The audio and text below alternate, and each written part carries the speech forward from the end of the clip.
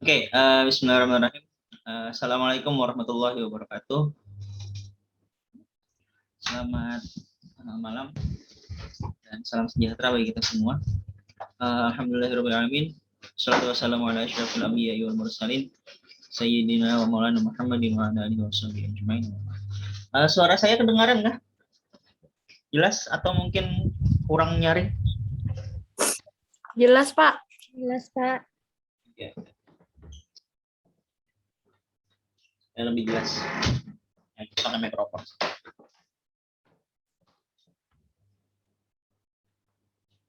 Oke, ya, pada kesempatan kali ini kita akan coba membahas terkait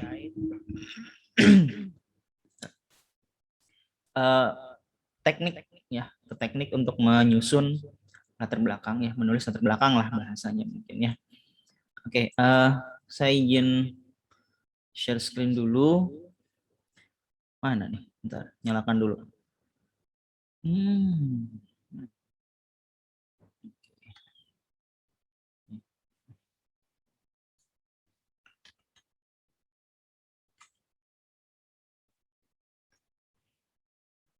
Oke.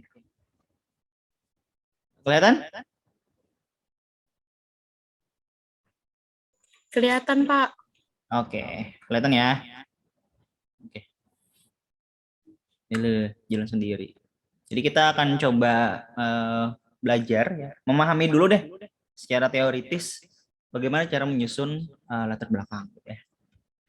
Oke, ini yang mungkin sering kali disampaikan oleh dosen ketika mata kuliah metodologi di mata kuliah skripsi mungkin juga ya. Bahwasanya kalau mau menyusun latar belakang penelitian itu pakai piramida terbalik. Nah, cuma masalahnya kita juga nggak tahu piramida yang seperti apa bentuknya ya. Nah, kalau di penulisan latar belakang sebenarnya ada dua cara ya. Ada yang namanya induktif, teknik penulisan induktif, ada yang teknik penulisan deduktif. Nah, cuma yang lazim digunakan itu adalah yang biasanya deduktif ya, yang dari umum ke khusus gitu ya. Nah, sebenarnya di dalam penulisan latar belakang itu metode yang digunakan juga berpengaruh sebenarnya. Misal ya, penelitian kualitatif itu dia lebih banyak menggunakan apa ya, teknik penulisan deduktif dari hal-hal yang bersifat umum, kemudian mengerucut sampai akhirnya ditemukan suatu ketidaksesuaian antara desain dan desainnya atau antara teori dengan kenyataannya itu ya. Nah, sebenarnya ya di kuantitatif juga bisa menggunakan kebanyakan juga menggunakan deduktif ya. Tapi sebenarnya bisa juga menggunakan induktif kalau di kuantitatif gitu ya. Cuma jarang digunakan karena kan kalau di induktif kan berarti hal-hal yang bersifat khusus kemudian dijabarkan sampai mengeneralisasi hasil dari penelitian itu sehingga kita akan melakukan penelitian yang ini membuktikan. Biasanya seperti itu ya kalau di kuantitatif. Cuma kadang tergantung gaya dosen ya. Kalau yang sering saya baca itu penelitian kuantitatif itu kebanyakan dia induktif ya. Dari hal yang khusus dulu, misalkan ada satu penelitian ada 5 buah penelitian dibahas satu-satu dulu, baru nanti disimpulkan hasilnya, digeneralisasi, maka ketemulah sebuah hipotesa yang ini mau dibuktikan dalam penelitian ini. Nah, seperti itu biasanya kalau kuantitatif. Atau dia bisa juga hal-hal temuan-temuan di satu penelitian yang kemudian dia mau buktikan kembali gitu ya. Namanya replikasi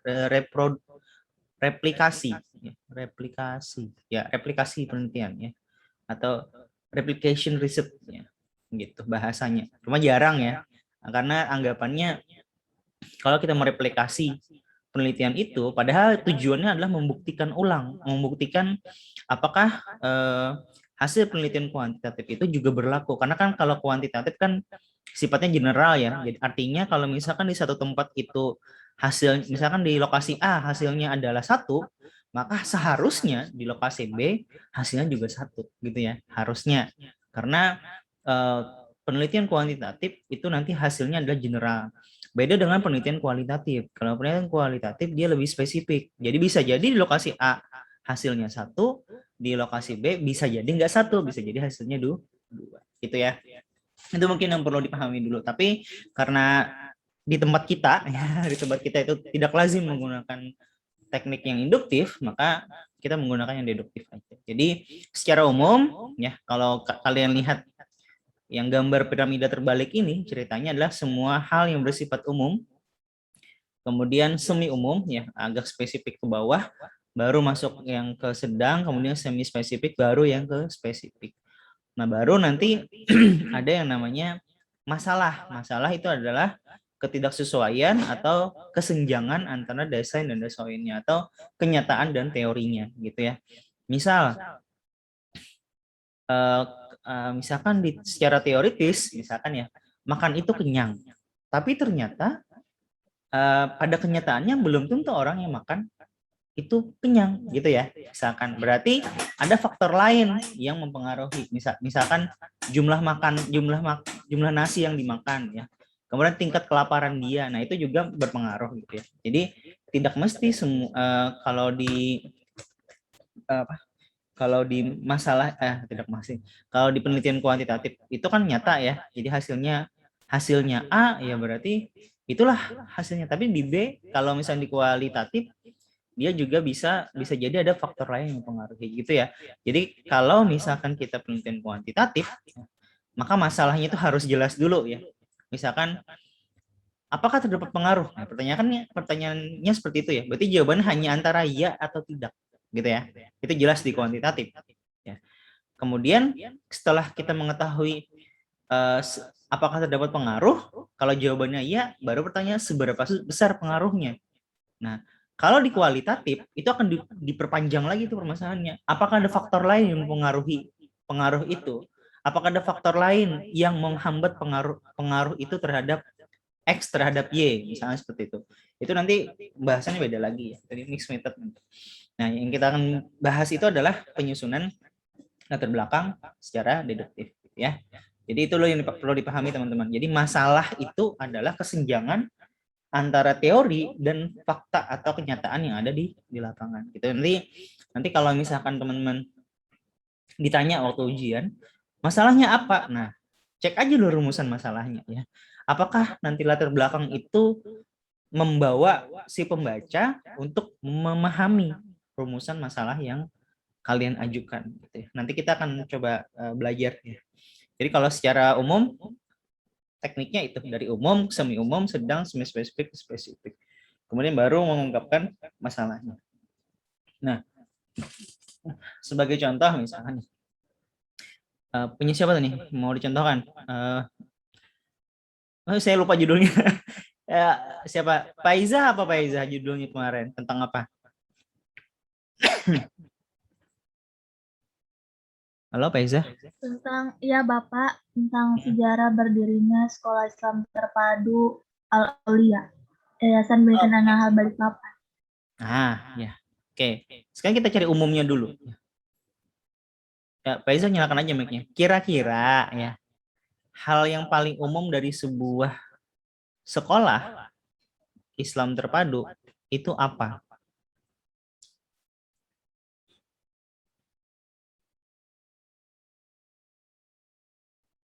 Hal yang paling umum yang kira-kira semua orang halayak umum tuh tahu gitu loh.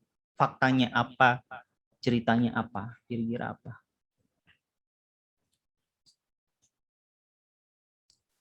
Ya, kira-kira bahwa sekolah itu adalah sekolah Islam, Pak. Bukan, itu malah ke semi spesifik nanti, ya. Atau malah ke spesifik malah itu nanti. Hal yang umum, yang sangat umum, sangat orang semua sudah tahu gitu loh. Kira-kira apa?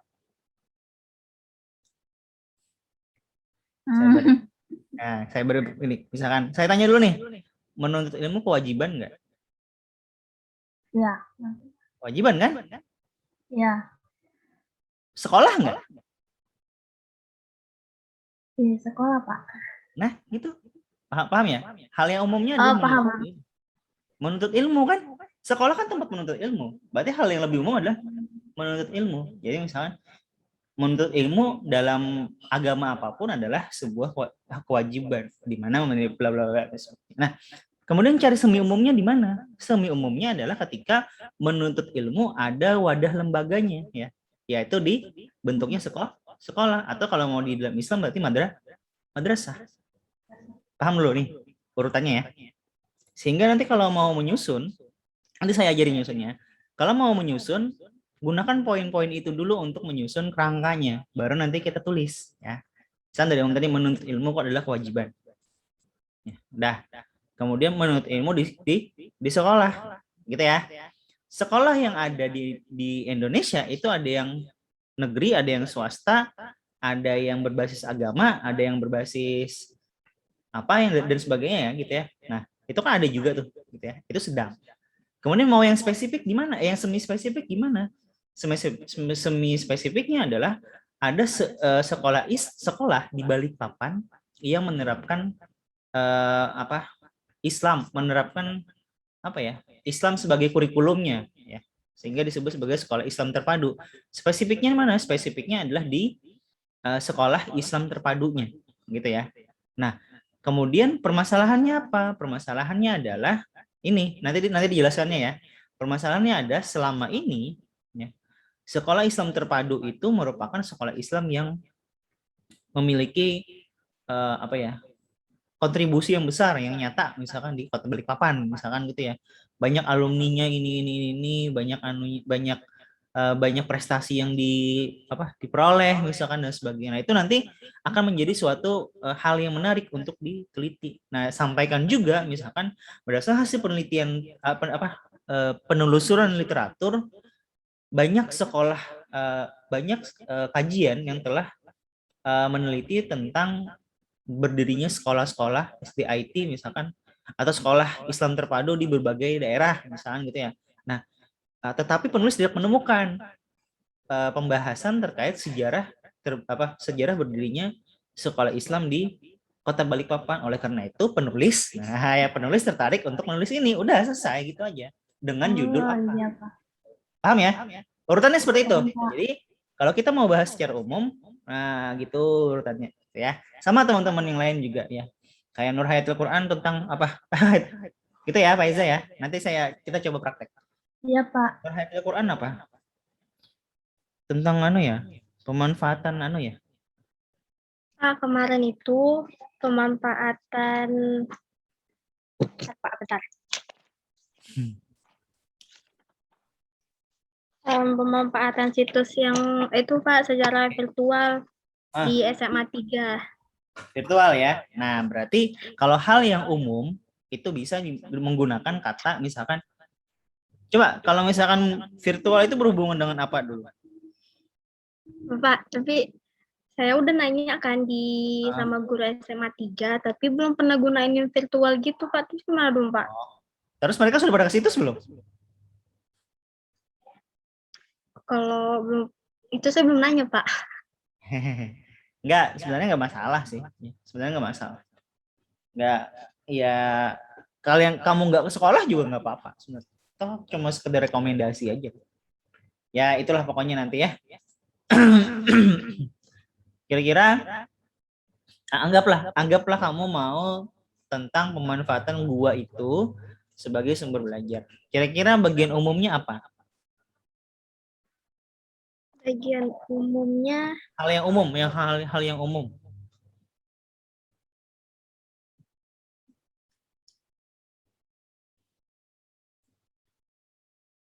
Apa kira-kira?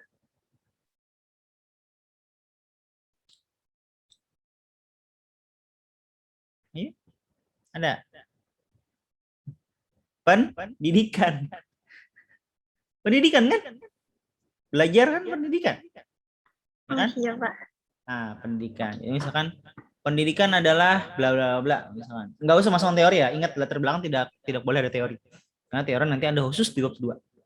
Kalau memasukkan penelitian terdahulu boleh saja, enggak masalah. Tapi kalau masukkan teori itu berbahaya. Nah, teori nanti kalau deskripsi itu sudah ada di bab 2 khusus tempatnya. Kecuali kalau dalam artikel jurnal misalnya itu enggak masalah masukkan teori di bagian latar belakang. Tapi kalau Deskripsi jangan coba-coba karena itu berbeda ya. Karena beda nanti lokasinya. Jadi kalau misalkan pembelajaran ya kita bicara aja pendidikan dulu ya. Pendidikan, kemudian ke semi umumnya bisa tentang pembelajaran gitu ya. Mau lebih dikerucutkan lagi di sedang pembelajaran sejarah, mau lebih dikerucutkan lagi tentang pemanfaatan media pembelajaran, mau lebih spesifik lagi penggunaan pemanfaatan situs sebagai sumber belajar. Udah. Nah, baru masuk ke masalahnya. Jabarkanlah penelitian terdahulu seperti apa, fakta di lapangannya seperti apa, baru munculkan masalahnya. Masalahnya itulah yang nanti akan menjadi rumusan masalah. Nanti kita praktek ya. Tapi nggak tahu siapa yang mau praktek nanti. Nah, sudah ya. Itu Nur Hayatul Quran ya. Ya, Pak. Siapa panggilannya? Ayah ya. Iya, Gitu Pak. ya. Nanti kita coba praktek aja, belajar, kalian yang belajar. Kemudian Ya, Pak. Nortina, jadikah judul yang semalam?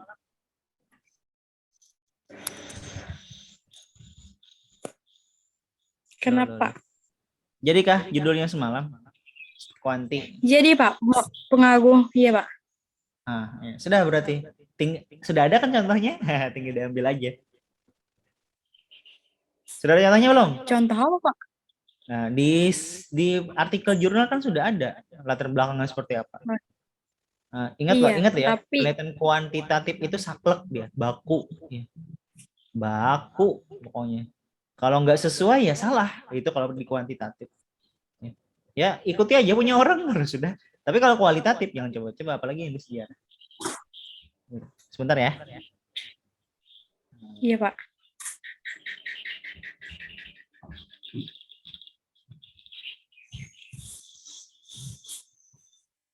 Oke, gitu ya. Jadi ini kalau kuantitatif kita gunakan aja yang samakan aja dah, deduktif juga nggak apa-apa. Tapi nanti ingat lah ya di bagian sini. Di bagian sini itu yang harus memunculkan penelitian terdahulu seperti apa, fakta di lapangannya seperti apa. Itu ya, di bagian 6. Oke, sekarang punyanya Ika. Jadi Ika yang mana, Kak? Pemanfaatan aplikasi puisi, Pak. Jadi itu, jadi itu lagi. Nah, kira-kira apa? Bagian umumnya apa kira-kira?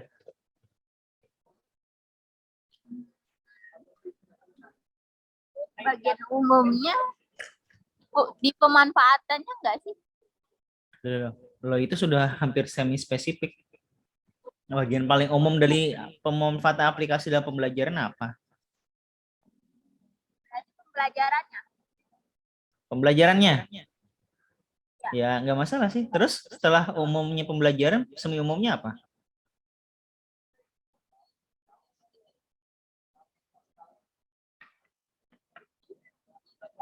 Semi umum berarti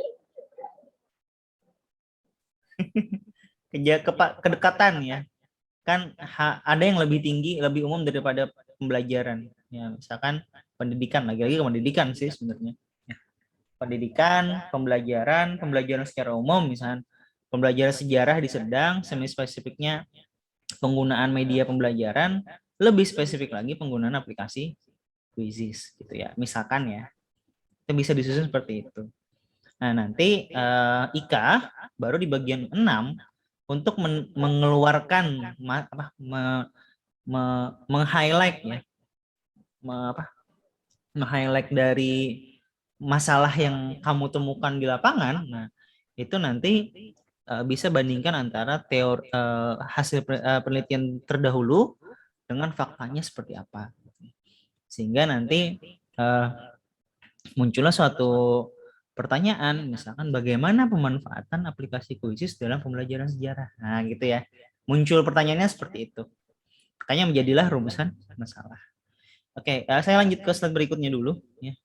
Nanti ada pembahasan. Nah, ini ya tinjauannya ya. Jadi tadi saya sampaikan itu tadi adalah urutan secara umum. Yang mau lebih spesifik lagi seperti ini urutannya.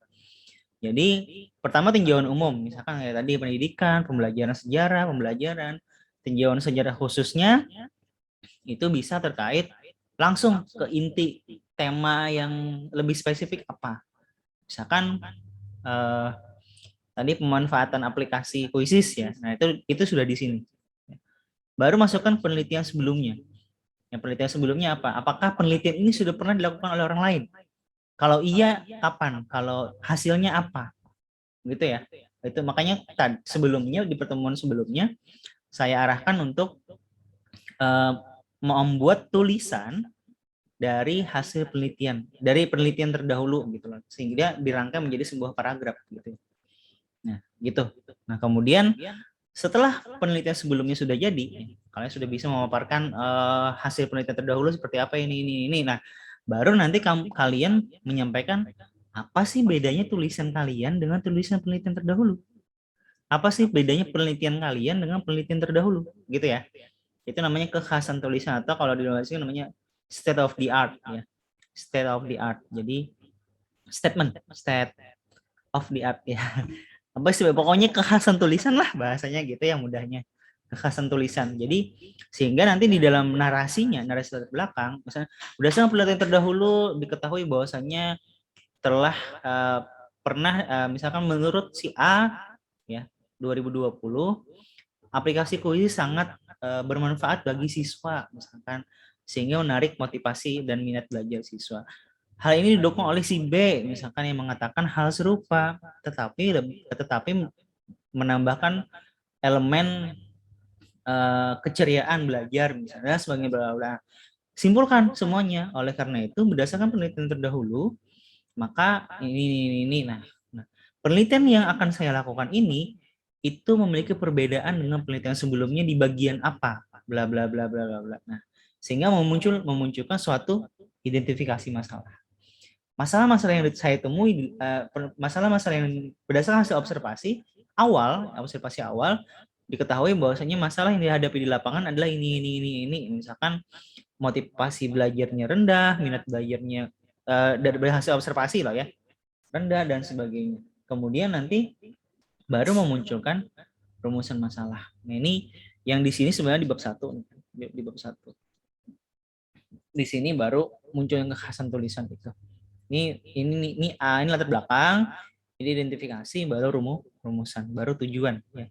Kalau kemarin kita sudah belajar tuh menentukan tujuan penelitian, membuat rumusan masalah dan menentukan metode yang digunakan gitu ya. Oke, saya lanjut dulu. Nah, ini yang ada 4 sebenarnya yang perlu kalian tanyakan dulu ke penelitian kalian. Yang pertama adalah what ya, apa yang mau dibahas dalam penelitian ini. Ya. Kalian harus jelas dulu nih, step dulu nih ya. Apa yang mau dibahas? Ya gitu nah. Ya. Apa yang mau dibahas? Kalau sudah jelas apa yang kalian mau bahas, misalnya kayak punya Faiza tadi, saya mau bahas sejarah apa tadi sekolah ya. Sekolah Islam terpadu di Balikpapan. Nah, baru kalian tanyakan yang kedua. Kalau sudah jelas, siapa? Apakah sudah pernah diteliti oleh orang lain sebelumnya? Ya, ada nggak orang lain yang sudah meneliti sebelumnya? Tentang penelitian yang spesifik sama denganmu. Kalau belum ada, lanjutkan ke pertanyaan ketiga, yaitu why. Nah, di who inilah yang kalian menelusuri literatur dulu. Mencari referensi dulu, mencari jurnal-jurnal yang berhubungan dengan penelitian kalian ya. Sehingga nanti akan memunculkan mengapa penelitian Anda penting ya. Kenapa penelitian itu penting? Karena penelitian terdahulu misalnya belum ada. Karena penelitian terdahulu banyak penelitiannya tapi tidak menyebutkan spesifik di satu daerah itu dan belum pernah ada penelitian sebelumnya gitu lah. Jangan sampai menyebutkan karena ini sekolah saya, jangan, bukan itu alasannya ya. Alasan penelitian itu didasarkan kepada rujukan-rujukan penelitian terdahulu. Kalau misalkan penelitian terdahulu belum pernah dilaksanakan di sekolah itu, ya sudah saya ambil di sini karena saya mau membuktikan hasil penelitian di sekolah lain. Apakah itu bisa apakah hasil penelitiannya sama antara sekolah lain dengan sekolah yang akan saya teliti. Nah, gitu ya.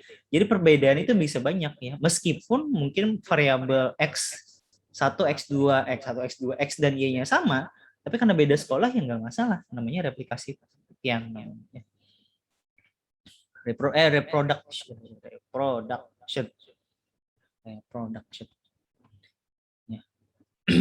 Reproduction ya. memproduksi ulang penelitiannya. Nah, gitu ya.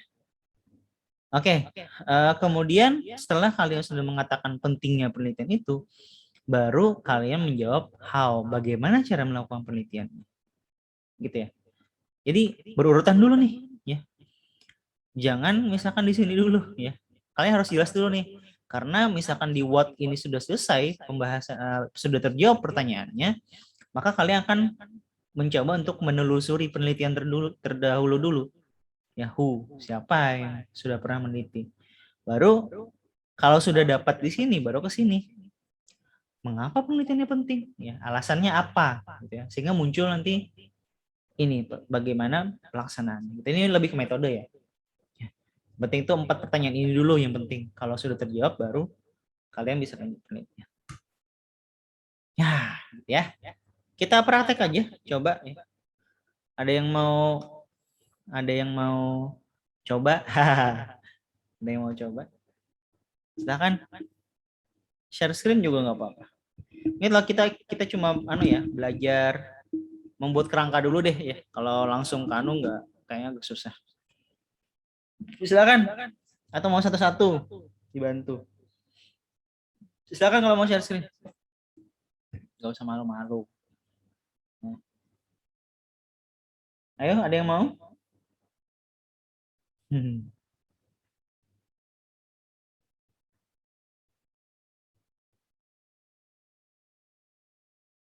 Silakan. Oke. Kalau gitu saya bantu ya.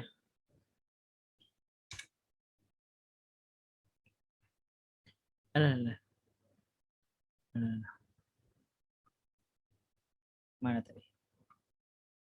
Oke. Ini ya.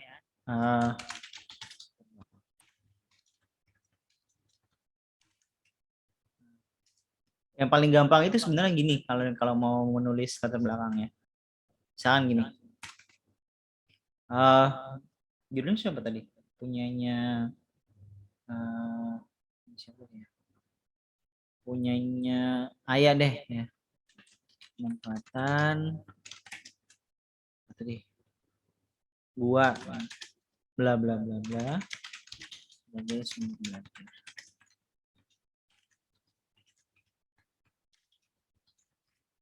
Ini ya, sementara judulnya ya. Oke. Hal yang umumnya apa? Kita tulis dulu. Penelitian terdahulunya apa?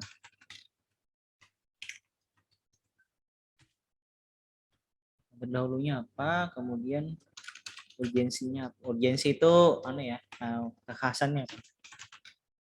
Kekhasan, sorry.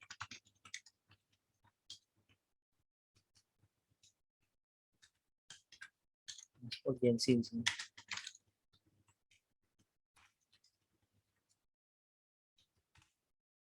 Oke. Baru masuk statement. Pernyataan penelitian.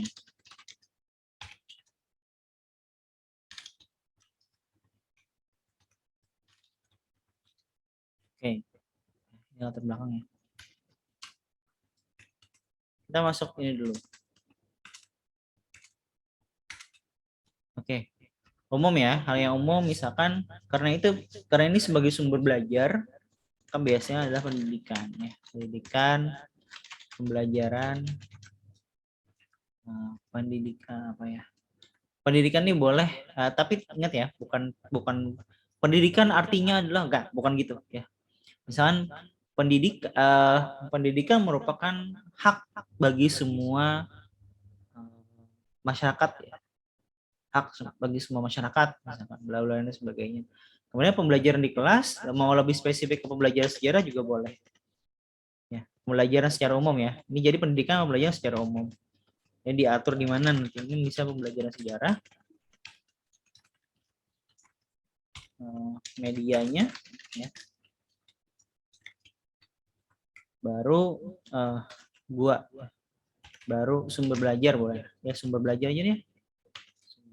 Media lah boleh. Karena media itu lebih spesifik. Penelitian terdahulunya apa? 1, kan kalian sudah bikin ya penelitian terdahulu kemarin ya. 2, 3, 4, 5. Narasinya biasanya seperti ini. Ya. Berdasarkan hasil penelitian terdahulu, berdasarkan hasil penelitian A misalkan gitu ya. A 2020 ketahui bahwa apa? Bahwa misalkan Candi Ceto dapat digunakan sebagai sumber belajar.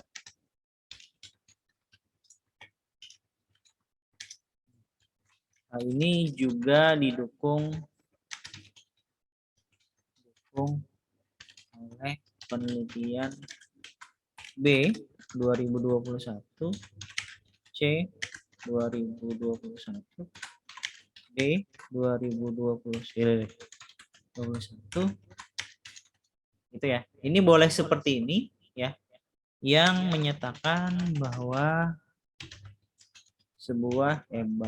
bahwa sebuah situs dapat gini aja. Bahwa situs Candi Borobudur dapat dijadikan sebagai sumber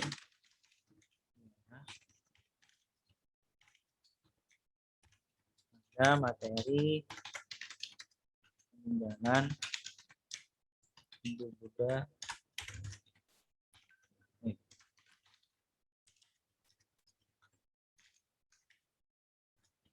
Ya. Jadi sampaikan aja semua hasil penelitian terdahulu itu baik yang pro maupun yang kontra ya. Nah, baru urgensi penelitiannya apa? Nah, misalkan gini ya. Urgensi penelitian itu didapat nanti dari semua hasil penelitian terdahulu ini ya. Nah, misalkan banyaknya situs di Kalimantan Timur ternyata tentunya misalkan menjadi sebuah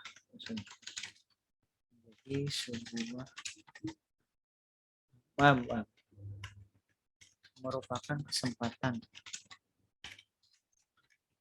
yang besar dalam manfaat sebagai sumber. Misalkan sebut saja dua prasejarah misalkan di Sangkuni. Hasil penelitian siapa lagi? E ya. Menyatakan bahwa situs dua prasejarah dapat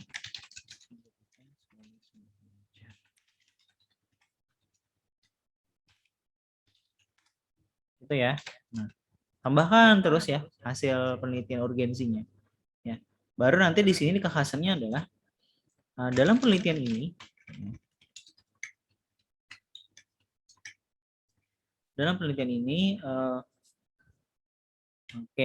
bukan dalamnya.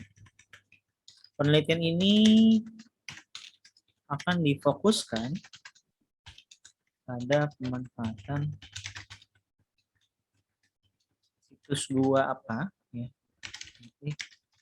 sebagai sumber belajar.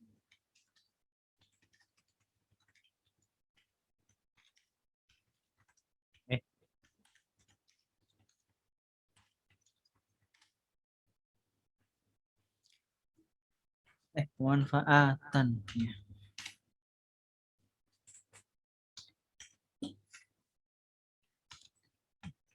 Hal ini membedakan penelitian ini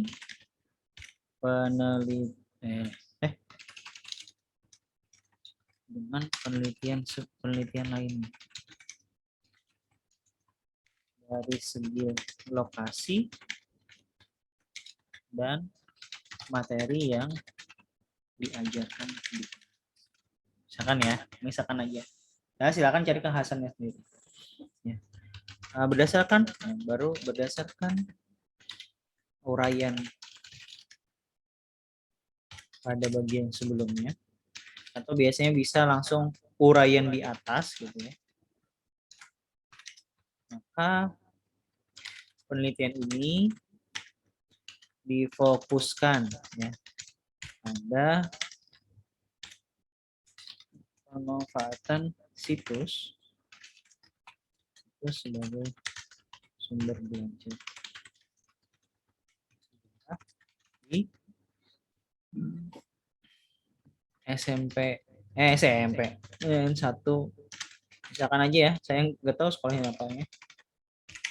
Oleh karena itu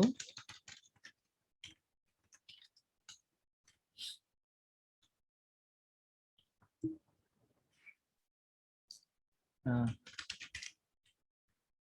itu penelitian ini diberi judul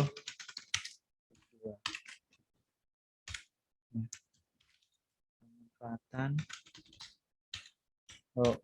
situs, nggak tahu ya, ini aja ya, sebagai sumber belajar sejarah di SMA Negeri 1 di kelasnya. Oke, nah seperti itu ya. Ini cuma singkatnya ya. Nah, jadi harusnya ya. Harusnya latar belakang itu 3 sampai 5 lembar, 3 sampai 5 lembar. Lebih dari 5 lembar itu biasanya ngarul ngidul kemana-mana tuh biasanya pembahasannya. 3 pun sudah cukup sebenarnya. Cuma jarang ya, karena biasanya pembimbing itu merasa kedikitan ini ya gitu ya.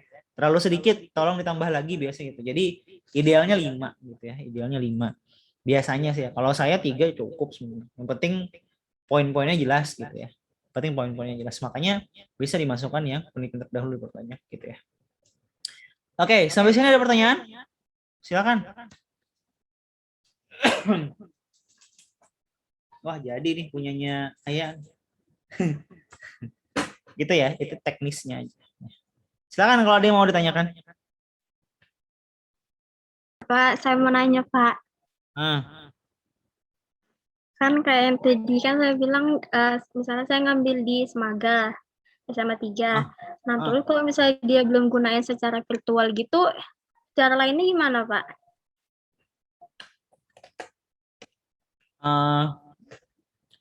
Ya balik lagi sebenarnya judulnya apa dulu. Ya, ingatlah judulnya loh ya. Jadi beda kalau misalnya antara pemanfaatan dan implementasi, itu beda. Contoh, ini kan kamu pemanfaatan ya. Berarti kan judulnya boleh, penelitiannya boleh dong analisis kualitatif tapi dia analitik ya.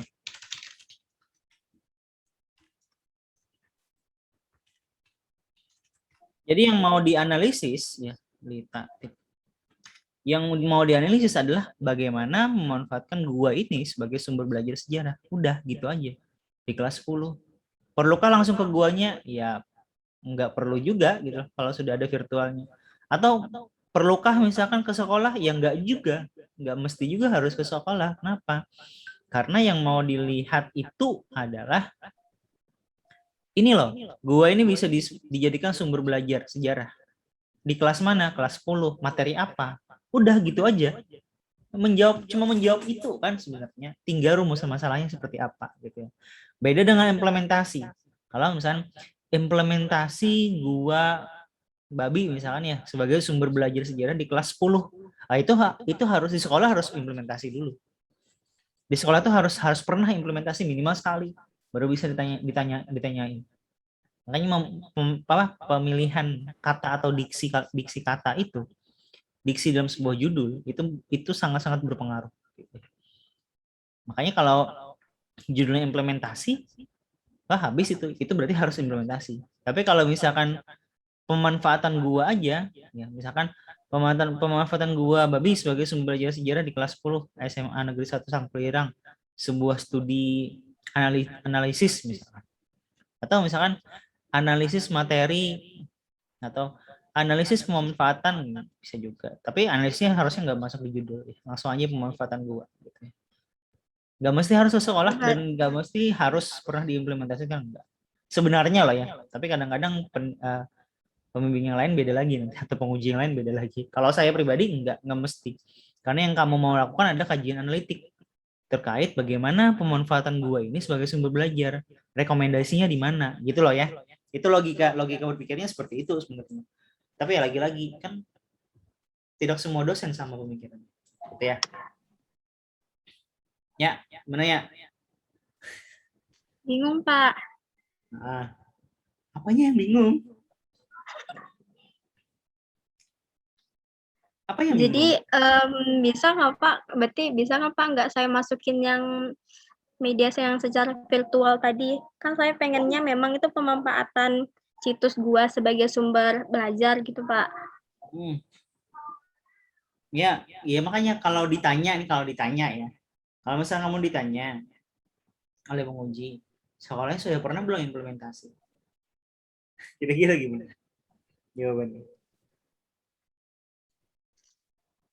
Pak, ternyata nggak pernah implementasi.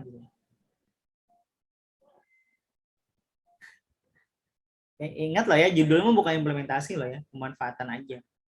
Jadi kamu hanya merekomendasikan gua ini sebagai sumber belajar sejarah pada materi apa. Kenapa gua ini sangat urgent?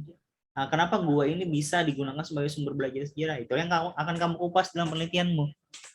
Itu ya. Itu. Jadi rumusan masalahnya bisa disesuaikan. Dan masih harus implementasi ya, harusnya. Nggak perlu harus virtual, nggak perlu juga gitu loh. Cuma konsekuensinya kamu harus ke gua itu untuk mendapatkan data. Fotonya di mana dapat? Nggak bisa kan? Kecuali kamu ke gua. Dekat aja kan guanya. Kalau di samping jalannya iya Pak, kelihatan. Cuma kalau mau lebih jelasnya harus turun kayak jalan setapak gitu. Oh ya, ya selama ada yang bisa pandu nggak masalah. Bisa memandu, jangan coba-coba sendirian ke sana. Nggak masalah. Intinya gini, tanya dulu di sekolah. Ya, siapa tahu ada siswa yang pernah ke sana. Kita nggak tahu.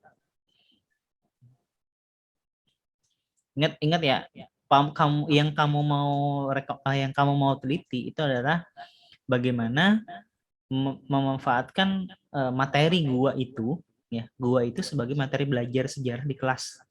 Gitu ya. Itu anunya. Poin pentingnya. Bukan apakah sekolah itu sudah mengimplementasikan gua itu sebagai sumber belajar atau media belajar. Enggak, bukan itu.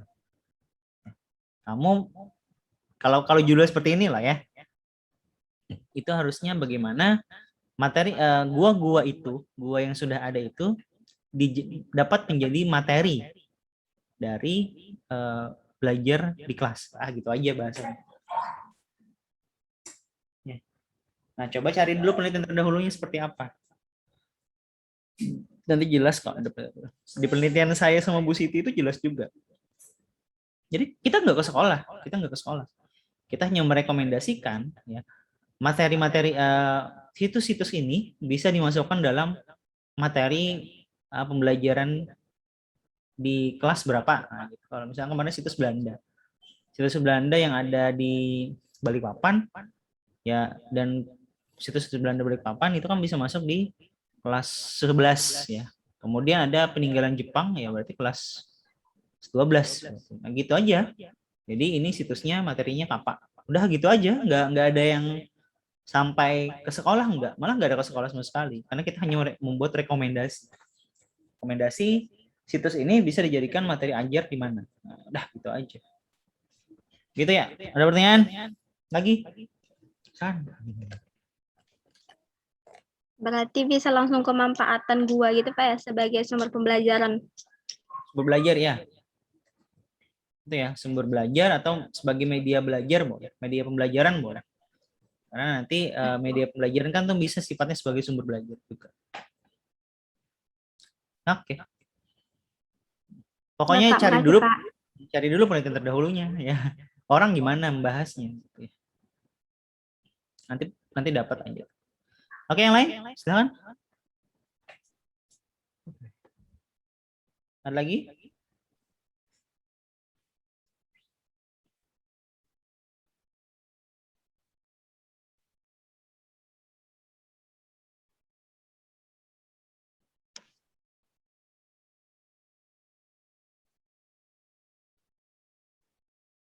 Tidak ada? Ya. Kalau begitu minggu depan ya Pak? Minggu depan Jumat. Ya, minggu depan ya. Minggu depan bisa teman-teman sudah selesai latar belakang. Ya. Mudah-mudahan punya waktu untuk menyelesaikan latar belakang. Karena kita akan coba langsung bimbingan saja ya minggu depan untuk penulisan latar belakang. Karena nanti setelah latar belakang selesai, ya itu baru nanti masuk ke rumusan udah kemarin ya. Oh, kalau gitu langsung aja bab 1 selesai ya minggu depan. Nah, target kita kan akhir Oktober. Bab 1 ya, bisa lah bab 1 selesai. Insya Allah, Pak. Bapak, Ya. kalau saya kan pengawal motivasi itu berarti kalau yang ngambil kalau latar belakang kayak umumnya gitu tentang pendidikan dulu dong Pak yang dibahas. Nah, itu tadi ya.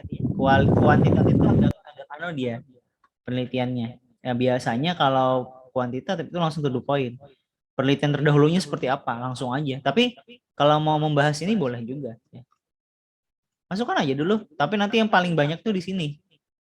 Kalau di kuantitatif, karena kita mau membentuk sebuah istilahnya itu opini lah ya. Bahwasanya terdapat pengaruh misalkan ya. Jadi kan nanti ada pro kontra di sini, terdapat pengaruh dan tidak terdapat pengaruh ya. Antara motivasi misalnya dengan hasil belajar. Itu nanti dibahas itu di sini ya. Kalau pro-nya seperti apa, kontranya seperti apa. Baru nanti kamu memilih antara satu pihak. Nah, dengan demikian misalkan itu jadi urgensi sebenarnya. Berdasarkan penelitian terdahulu diketahui bahwasanya beberapa penelitian mengatakan terdapat pengaruh, sedangkan yang lain sisanya gitu ya, terdapat 3 penelitian dari total 6 penelitian yang mengatakan terdapat pengaruh antara motivasi belajar dengan hasil belajar. Sedangkan 3 sisanya mengatakan tidak terdapat pengaruh. Sebagaimana dikatakan oleh A, B, C, D. Oleh karena itu, peneliti ingin membuktikan apakah terdapat pengaruh antara si A lagi X terhadap Y di SMA Negeri 1 Muara Muntai ya. Gitu. Itu malah jadi dua-duanya urgensi dan kekhasan penelitian. Nah, baru nanti oleh karena itu judul penelitian ini adalah ini. Nah, gitu. Gitu aja ya. Gak usah panjang-panjang 5-3 aja cukup. Ya.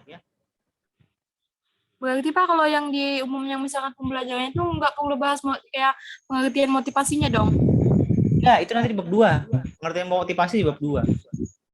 Ingat lah ya, teori nggak masuk di latar belakang, tapi boleh penelitian terdahulu di bab 1 di latar belakang boleh penelitian terdahulu. Ya, untuk membentuk sebuah kerangka atau bangunan hipotesa itu boleh. Kalau di bab 1 di latar belakang. Tapi kalau masalah teoritis ya, misalkan apa ya? Motivasi adalah ini, pengertian motivasi adalah itu enggak, itu jangan di bab 1, itu di bab 2 nanti. Beda lagi ya. Karena nanti di bab 2 kalau kuantitatif dia akan membentuk suatu hipotesa di bab 2 itu, di akhir bab 2. Hipotesanya apa gitu. Hipotesa yang mau diuji apa, itu di kuantitatif. Kalau di kualitatif dia nanti akan membentuk sebuah apa ya bahasanya itu ya, kerangka penelitian gitu. Apa saja yang mau dibahas, apa saja yang mau dicari, nah itu apa saja yang mau dicari dalam penelitian itu merupakan turunan dari rumusan masalah ya. Itu gimana, ada lagi Nortina? Kayaknya kada ada Pak. Hah? Amin, aman nggak? Aman. Insya Allah. Sejauh Oke, ini dulu gimana Pak? Apanya? Mungkin itu mah tadi Pak yang ditanyakan, tapi nggak tahu nanti Pak. Ya, pokoknya dicoba aja dulu, diolah. Minggu depan kita konsul. Udah, aman kan? Ya. Target kita tetap di akhir Oktober ya. Tetap ya. Ini nggak tahu nih yang laki-laki kemana ini? Bertiga nih kalau berdua lah ya. Berdua nih kemana berdua? Oke lah ya. Ada lagi teman-teman? Silakan. Bapak, jadi teori ini lebih kayak menurut si A begini-begini begitu Kak, Pak? Oh, tergantung menurut A itu apa dulu. Kalau dia hasil penelitian enggak, bukan teori itu. Itu hasil penelitian. Itu statement jadinya. Ya misalnya gini nih. Berdasarkan hasil penelitian A diketahui bahwa candi. Nah, beda kalau misalnya gini bahasanya. Menurut A, motivasi adalah, nah itu kan pengertian berarti. Itu teori namanya, ya. Teoritisnya seperti itu. Beda, ini kan hasil praktis nih di sini, hasil penelitian. Ya. Ini hasil penelitian nih, ya. Kalau dia teori ya berarti kayak gitu tadi. Ya makanya kata-katanya kan juga beda ya. Misalkan ya ini hasil penelitian ya. Berdasarkan hasil penelitian 3 orang peneliti A, B, C mengatakan bahwasanya motivasi itu merupakan bagian yang tidak terpisahkan dari minat. Itu hasil penelitian, bukan teori. Nah, karena dia hasil penelitian. Tapi kalau misalkan mengatakan gini, menurut si A, B, dan C, motivasi adalah bla bla bla bla bla bla. Nah, itu teori namanya. Itu teori. Tipis kan bedanya? Hanya kata-kata hasil penelitiannya aja, tipis bedanya. Tapi itu berpengaruh karena nanti di latar belakang sebisa mungkin tidak memunculkan teori. Sebisa mungkin ya. Karena di latar belakang itu kebanyakan hasil praktis. Hasil empiris ya, hasil empiris yang ada di penelitian terdahulu itu. Jadi kajiannya kajian empiris kalau latar belakang. Tapi kalau misalkan di bab 2 teoritis itu nanti kajiannya teoritis ya, kajian teoritis. Pengertian, kemudian ada elemen-elemen motivasi apa saja, misalkan motivasi ya. Atau misalkan teknis penggunaan quizzes seperti apa, atau misalkan ada quizzes itu sejarahnya seperti apa, itu di bab 2 pembahasannya, bukan di bab 1. Bukan di latar belakang gitu ya. Sorry. Bukan di latar belakang. Itu di bab 2 nanti. Jadi di bab 2 aja dikupas habis, tapi secara teoritis bukan secara empiris gitu ya. Secara teoritis nih. Bedanya kajian empiris apa? Kalau empiris dia merupakan hasil penelitian. Itu memang pure hasil penelitian, tidak memunculkan teori. Meskipun nanti hasil beberapa penelitian itu bisa dijadikan sebuah teori gitu ya. Tapi kita tidak akan bahas itu dulu karena itu nanti di bab 2 bahasannya. Di bab 1 kalian cukup seperti ini narasinya ya. Hasil penelitian A apa, B apa, C apa, kemudian bisa nanti dibuat sebuah statement gitulah, gitu ya. Gitu. Tapi nanti kan di bab 2 akan saya ajari bagaimana menyarikan beberapa apa tuh istilahnya? Beberapa teori dari beberapa ahli, kemudian kalian membuat satu statement pernyataan bahwasanya ini, misalkan gini. Menurut A, motivasi adalah bla bla bla. Sedangkan si B mengatakan bahwasanya motivasi adalah ini. Adapun si C mengatakan motivasi adalah ini. Nah, berdasarkan ketiga definisi di atas, maka motivasi adalah ini. Nah, itu namanya kalian membuat satu statement, pernyataan terkait definisi motivasi di dalam penelitian kalian. Karena itu kalau misalkan nanti orang lain menggunakan definisi yang kalian buat, itu artinya dia mengutip statementmu, ya, gitu. Itu yang kadang-kadang dilupakan di dalam bab 2 biasanya seperti itu. Kayaknya nanti kita akan bahas itu di bab 2, jangan di sini. Nanti pusing ya. Ini dulu ya, intinya sederhananya seperti itu aja. Hasil penelitian A apa, B apa, C apa, gak perlu disimpulkan. Karena nanti akan ada di urgensi. Oke, gimana? Ada yang Bapak mau nanya. Ya. Kan di peneliti terdahulu yang kita bikin di kanvas penelitian tuh misalkan penelitinya ada 7, misalkan segitu juga dimasukin data belakang, Pak? Atau misalkan pilih 3 atau 4 aja gitu? Mau 100 pun gak masalah sebenarnya, justru semakin bagus. Ya. Tapi ingat loh ya, relevan nggak dengan penelitianmu? Itu aja. Kalau kalian cari itu semuanya relevan, masukkan aja latar belakang, nggak masalah kok. Justru semakin banyak semakin bagus latar belakang, semakin kuat fondasi mengatakan bahwa ini loh ada masalah. inilah yang mau saya teliti. Nah, gitu loh bahasanya. Semakin banyak ya semakin bagus. Kayak kemarin kan minimal 5 kan kalau bisa, supaya kalian minimal punya pondasi untuk mengatakan bahwasanya urgensi penelitiannya apa. Penelitian saya ini pentingnya apa sih? Kalau nggak penting ya nggak usah diteliti, gitu aja. Gitu ya. Ingat loh ya, masalah itu bisa ditemukan entah dari kesenjangannya atau ya pasti kesenjangannya ya. Yang pasti itu kesenjangan antara fakta dan kenyataan dengan teoritisnya ya, kesenjangannya. Nah, biasanya hal-hal masalah itu bisa dimunculkan ya ketika penelitian terdahulunya jelas seperti apa. Dan misalkan gini nih ya, misalkan ini jelas nih ya, pemanfaatan situs itu kebanyakan ada di Jawa sebagai sumber belajar. Kenapa? Karena situsnya bisa diakses. Sedangkan di Kalimantan itu susah mengakses situs. Kenapa? Karena pertama bisa jadi itu situsnya sedang dijadikan cagar budaya oleh pemerintah sehingga susah untuk diakses. Dan itu memerlukan izin-izin khusus untuk memanfaatkan situs tersebut gitu. Dan belum dibuka sebagai objek wisata misalkan gitu ya. Oleh karena itu peneliti tertarik untuk memanfaatkan situs itu sebagai sumber belajar sejarah di dalam kelas. Nah, seperti itu. Kan jelas tuh, itu jadi masalah jadinya ya. Masalah ayo memunculkan sebuah ide gitu. Ide identifikasi masalah, memunculkan sebuah rumusan masalah. Oke, ada lagi? Pak, saya mau tanya lagi. Ya, terus ya. Lanjut. Kan di penelitian terdahulu saya, kan judul saya pemanfaatan situs gua nih Pak. Terus di penelitian terdahulu saya itu tuh kayak ada pemanfaatan situs Hindu-Buddha segala macam, itu boleh nggak Pak nyampur? Boleh. Sedangkan kalau di saya kan judulnya kayak pemanfaatan situs gua. Nggak apa-apa Pak? Nggak apa-apa, yang penting pemanfaatan situs. Ingat loh ya, nanti di bab 2 kamu harus definisikan apa itu situs, apa itu cagar budaya, karena nanti beda-beda ya.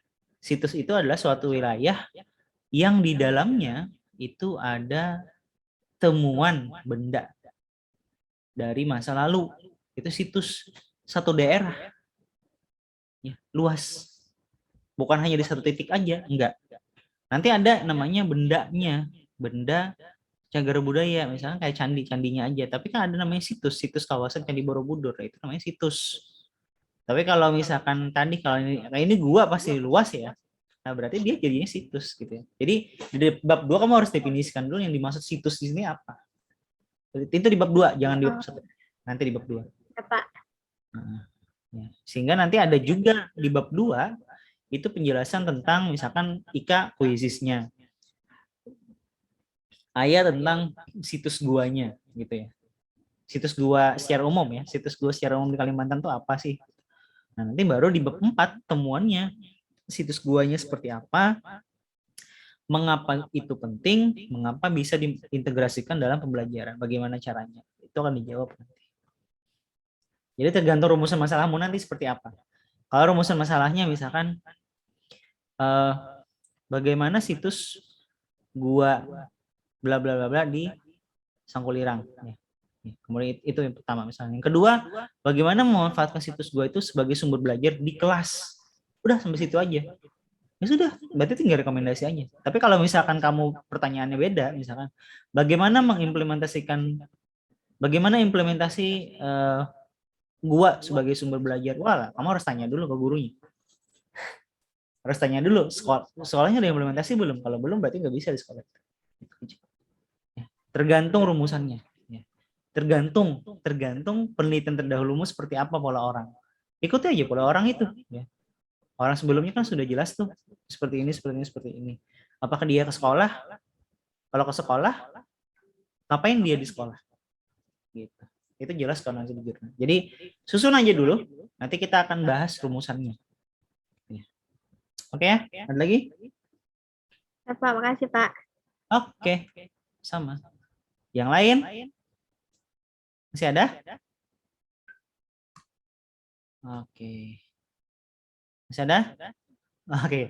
Ya, kalau tidak ada, teman-teman dimohon untuk menyusun dulu lah ya, nggak perlu harus perfect ya. Susun aja dulu bab satunya. Ya. sesuai panduan. Kemarin kan sudah di semester skripsi ya. Panduannya apa, bab 1 itu ada latar belakang, kemudian ada identifikasi masalah, rumusan masalah, tujuan penelitian, terus harusnya sampai situ aja sih harusnya ya. Oh, manfaat penelitian, cari manfaat penelitian gitu ya. Nah, itu nanti tolong disesuaikan saja ya, sesuaikan saja. Manfaatnya ada nanti manfaat teoritis, ada manfaat praktis, nggak usah, itu nanti aja ya. Yang penting dibikin dulu bab 1, selesai kita akan bimbingan minggu depan. Mudah-mudahan ada waktunya. Kita mau bimbingan kapanpun juga bisa. Tapi bagusnya sih face to face langsung, meskipun via virtual ya. Supaya kita bisa coret-coret langsung aja, supaya teman-teman yang lain ketika melihat itu dicoret-coret, ya berarti harusnya sama masalahnya. Kalau misalkan sama, berarti bisa diperbaiki ya, direvisi bareng-bareng. Oke, kalau tidak ada, terima kasih atas waktunya. Mudah-mudahan target kita ya untuk seminar proposal proposal selesai di akhir bulan ini bisa terlaksana ya. Jadi mudah-mudahan lulus tepat waktu, semester depan lulus sudah ya. Mudah-mudahan tercapai ya. Saya rasa itu dulu yang dapat saya sampaikan. Terima kasih atas waktunya. Terima kasih, mudah-mudahan lancar ya. Selamat malam dan wabillahi taufiq wal hidayah. Wassalamualaikum warahmatullahi wabarakatuh. Waalaikumsalam warahmatullahi wabarakatuh.